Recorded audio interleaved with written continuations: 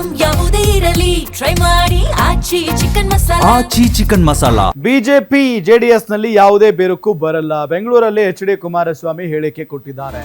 ಮತಕ್ಕಾಗಿ ಸರ್ಕಾರದಿಂದ 50 ಕೋಟಿ ಅನುದಾನ ಟೆಂಪ್ಟ್ ಮಾಡಿದ್ದಾರೆ. ಅಭಿವೃದ್ಧಿ ಆಗಿಲ್ಲ ಅಂತ ಸರ್ಕಾರದ ಆಮಿಷಕ್ಕೆ ಒಳಗಾಗಿದ್ದಾರೆ. ಅನುದಾನ ಸಿಗುತ್ತೆ ಅಂತ ಚಂಚಲ ಮನಸ್ಸಿನಲ್ಲಿ ಓಟ್ ಹಾಕಿದ್ದಾರೆ. ಇದು ಬಿಜೆಪಿ ಜೆಡಿಎಸ್ ಮೈತ್ರಿಗೆ ಧಕ್ಕೆ ಎನ್ನುವಂತೆ ಕ್ರಿಯೇಟ್ ಆಗ್ತಿದೆ. ಪರಿಷತ್ ರಿಸಲ್ಟ್ ಮುಂದಿನ ಚುನಾವಣೆ ಮೇಲೆ ಪರಿಣಾಮ ಬೀರಲ್ಲ.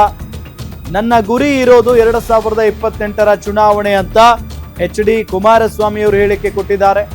ನಮ್ಮ ಪಕ್ಷದಲ್ಲಿ ಭವಿಷ್ಯ ಇಲ್ಲ ಅಂತ ನಿಮಗಿದ್ರೆ ನೇರವಾಗಿ ಹೇಳಿ, ಪಕ್ಷ ಬಿಡೋದಾದ್ರೆ ಬಿಡಿ, ಸಂತೋಷವಾಗಿ ಕಳಿಸಿಕೊಡ್ತೇನೆ ಅಂತ ಬೆಂಗಳೂರಲ್ಲಿ ಎಚ್.ಡಿ. ಕುಮಾರಸ್ವಾಮಿ ಅವರು ಹೇಳಿಕೆಯನ್ನ ಕೊಟ್ಟಿದ್ದಾರೆ.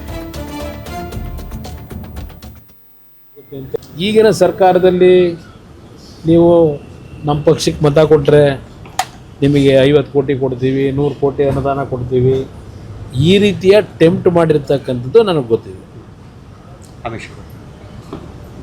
ಯಾತಕ್ಕೆ ನೀವು ಓಟ್ ಹಾಕಬೇಕು, ನಿಮ್ಮ ಅಭ್ಯರ್ಥಿ ಗೆಲ್ತಾರ? ನಾವು ಗೆಲ್ತಾರೆ ಅಂತ ಹಾಕಿದ್ದಲ್ಲ.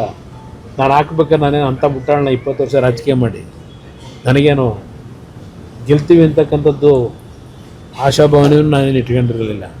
ಈಗಿನ ಸರ್ಕಾರಗಳ ಒಂದು ಆಮಿಷಗಳೇನಿದೆ, ಕ್ಷೇತ್ರದಲ್ಲಿ ಜನತೆಯ ಒಂದು ವಿಶ್ವಾಸ ಗಳಿಸ್ಕೊಳ್ಳಲಿಕ್ಕೆ, ಏಕೆಂದರೆ ಇನ್ನು 2 ವರ್ಷಕ್ಕೆ ಚುನಾವಣೆ, ಆ ಹಿನ್ನೆಲೆಯಲ್ಲಿ ಬಹುಶಃ ಕೆಲವರು ಶಾಸಕರುಗಳು 50 ಕೋಟಿನೋ 100 ಕೋಟಿನೋ ಅನುದಾನ ಸಿಗುತ್ತೆ ಅಂತ ಹೇಳಿ ಪಾಪ ಸ್ವಲ್ಪ ಚಂಚಲ ಮನಸ್ಸು ಆಗಿರ್ಬೋದು.